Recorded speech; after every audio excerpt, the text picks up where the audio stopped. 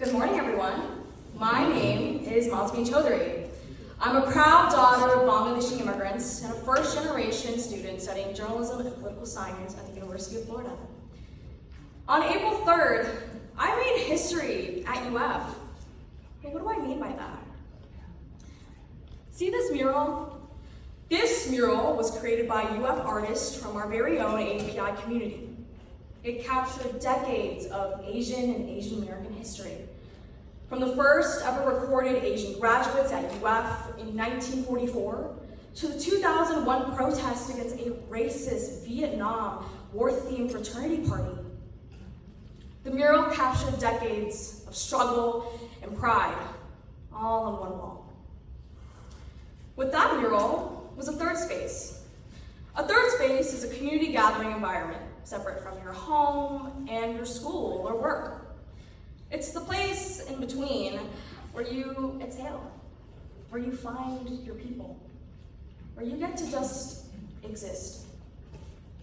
The Asian Pacific Islander Desi Student Engagement Affairs Office was just that for API students at UF.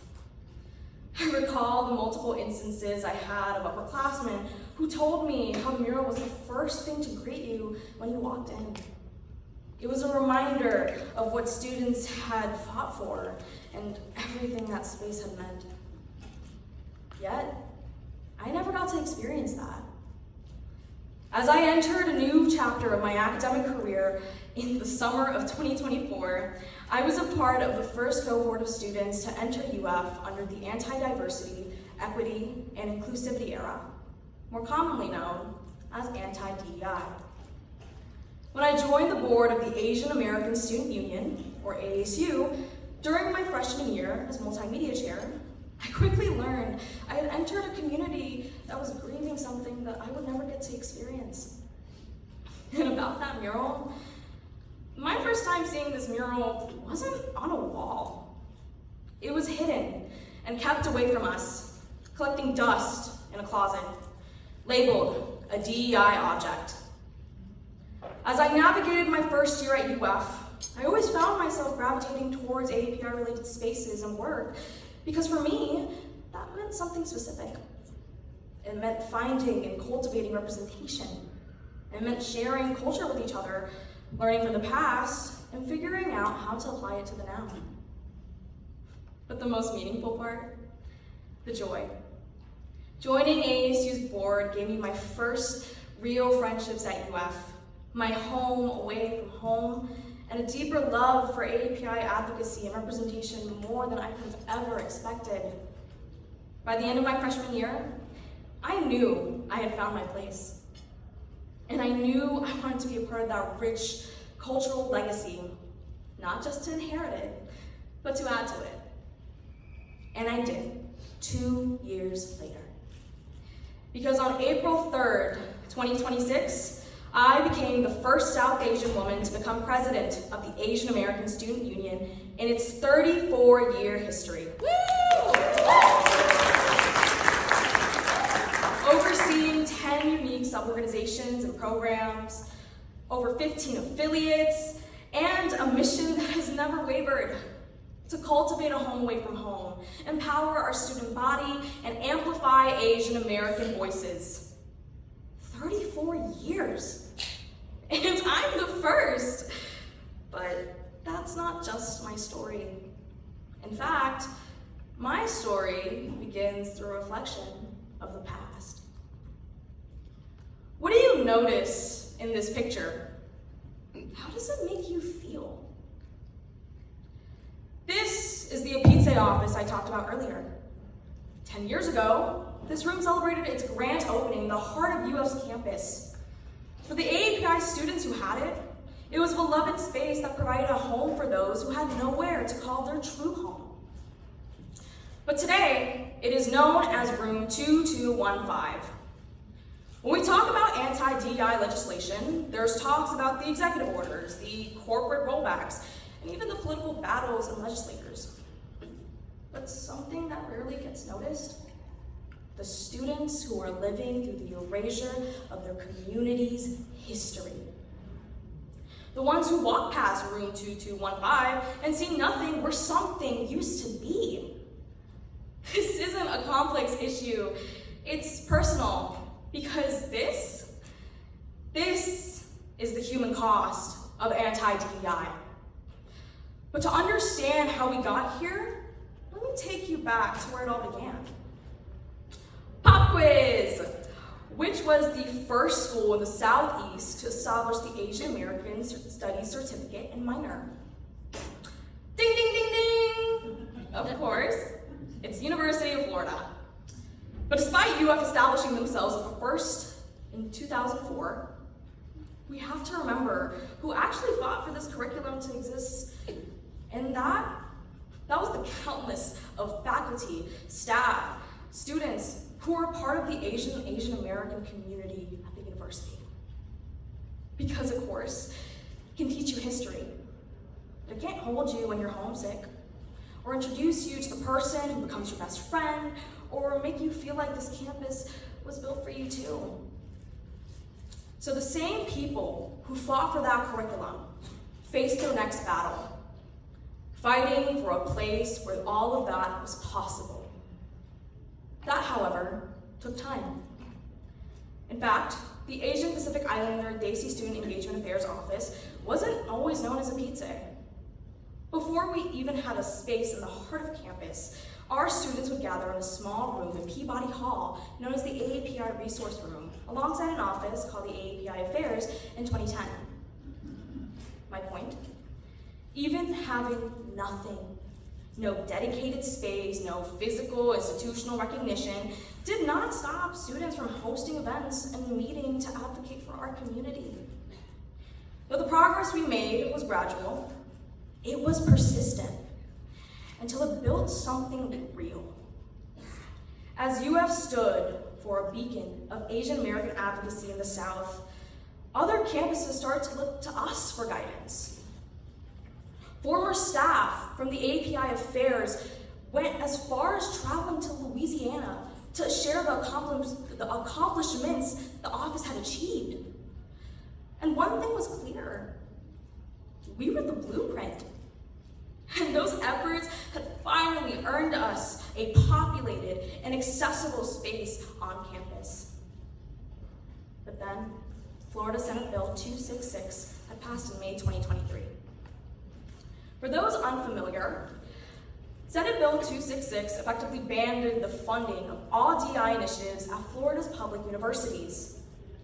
In one bill, it dismantled programs, defunded offices, and forced staff out of roles that they had built careers around.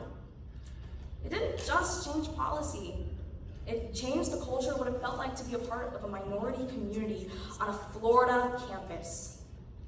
At the University of Florida, the human cost was immediate and tangible. Nearly 500 active courses were removed from the catalog. That's a student who can no longer see themselves in the curriculum. Our API Early Arrival Transition Program for incoming freshmen, designed to help first-year students adjust to college life and find community before the semester even begins, lost its funding. Our annual Asian American Student Assembly, a campus-wide celebration of API culture, identity, and community that welcomes over 4,000 students, all of different backgrounds, was stripped of its funding. Well-respected staff, mentors who had dedicated their years to our community were forced out of their departments overnight.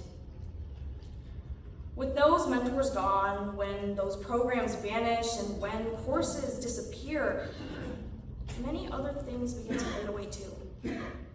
Like the moment a student realizes that they have a political identity. The moment they learn that their history matters. The moment they understand that being an API isn't just a background detail, it's something worth organizing around. SB 266 didn't just defund programs. It interrupted a pipeline of cultural and political awakening that our community spent 3 decades building, including a pizza. Hearing the way people spoke about a pizza, including my board, students, and even faculty, led me to believe that this space was no longer a place that we could access. I mean, can you blame me? I was a freshman. It was all that I was told. That assumption in itself is the human cost of erasure trickling in. Because you don't have to lock the door. You just have to make people believe that it's closed. So towards the end of my freshman year, our board had faced a choice. UF had eliminated DEI funding. The programs our community depended on were disappearing, and we had to figure out what to do about it. We fought for the Roots Bill, a piece of student government legislation that gave them the power to finance multicultural programs after UF had eliminated DEI funding. And I want to be honest about what that meant. Before COVID, organizations like ASU had budget autonomy, a lump sum of what we could allocate towards our own programming based on our community's needs. But after, we lost that.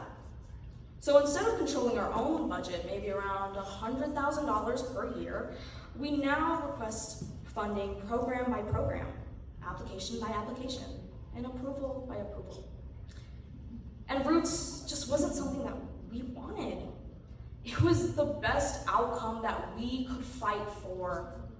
You could call it a Band-Aid solution, temporary, imperfect, and built on a system that required us to seek recognition and validation from the spaces that weren't built for us. To have the final say over our own community's programming taken out of our hands. In some capacity, we were grateful. And in others, we were exhausted by it. Because here's the reality of fighting for your community inside of a bureaucracy that doesn't fully see you. One wrong word, one misunderstood amendment, one administrative pushback. Any progress we made could have been pushed back to square one. It wasn't until my second year in ASU and serving as archivist that I understood that the change had never been really about physical access. The tables, the whiteboards, the couches, they were all still there. But without its name and institutional recognition, newer students had assumed that the room was no longer existing for them. And honestly, I almost let myself believe that too. Like, okay, freshman year's over, I did the fun, cultural things, I found my friends, I told myself it was time to focus on getting a J-O-B. Suddenly, my involvement in ASU was fading before my very own eyes. But one experience changed everything. APIAVote's Norman Weinmeta University Summit. Last October, our 2 APIAVote student ambassadors, alongside 6 board members of ASU, including myself, were flown out to Houston to attend. We sat in rooms asking questions that I had never been given the space to ask before. What does it mean to be nonpartisan, but still political in a climate like this? How do we navigate difficult conversations without losing people? Where do we come from? And where do we go from here? We learned how to spot misinformation before it spreads through our communities. We traced the history of student organizing and saw ourselves in it. And in between all that, we designed custom Pokemon cards that reflected our identities and power-ups. What were my power-ups? Yapping and tabling non-stop.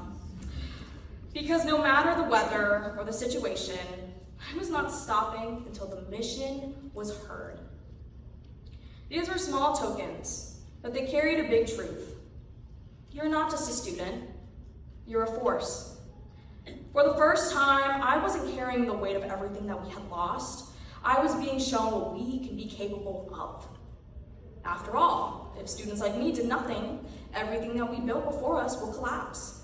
The certificates, the programs, the community, none of it sustains itself. It is our job to protect what was created, because if we don't do it, no one will. That summit didn't just change how I thought about advocacy, it changed what I believed I was capable of. That revelation motivated me to run as president in spring of 2026. Through the ambassador program APIAVote provided for our board, we earned a $1,500 stipend that went directly into programming that, under UF's DEI restrictions, couldn't have been funded any other way. I left Houston with something I didn't have before: a blueprint and networking supporting our advocacy. So once we landed back in Florida, ASU was fired up. And we started with what was originally ours: reclaiming room 2215. Through our initiative, ASU and Chill, we turned advocacy into something students actually wanted to show up for.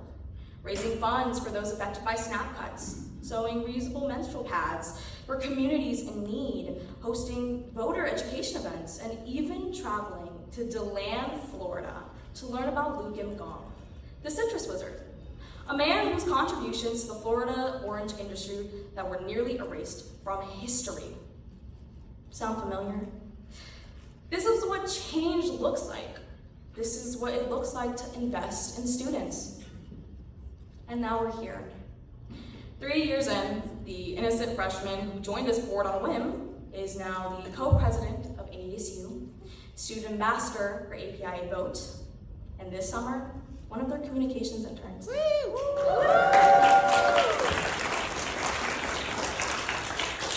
But the story isn't over just yet.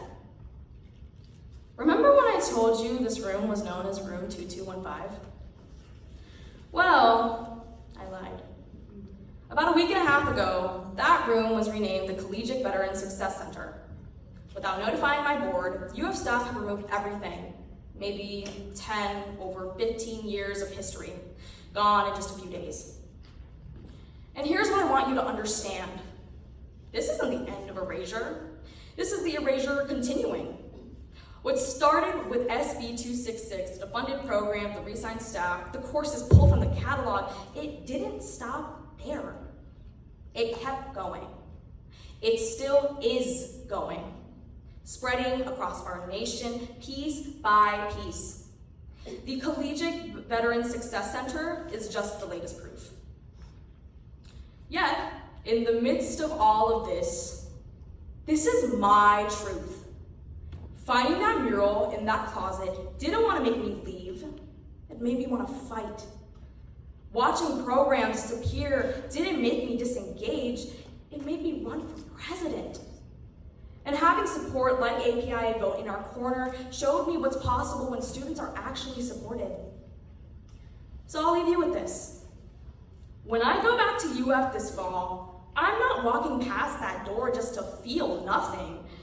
I'm going back to make sure every student who joins the Asian American Student Union know the history of what stood there. Because if we don't tell our own story, no one will. I've watched AAPI students drive hours attending organizing summits, legislating in our student government to protect our community and educate our community on voting to make sure our voices continue to be heard, all in the same semester that their own community was being defunded. And that's resilience. And so I ask, in this vacuum that anti-DEI laws have been created, invest in students. Invest in their campus initiatives. Help them amplify their voices. Because when students are resourced, supported, and seen, showing up isn't just possible. It's unstoppable. The question is, what will you do about it? Thank you.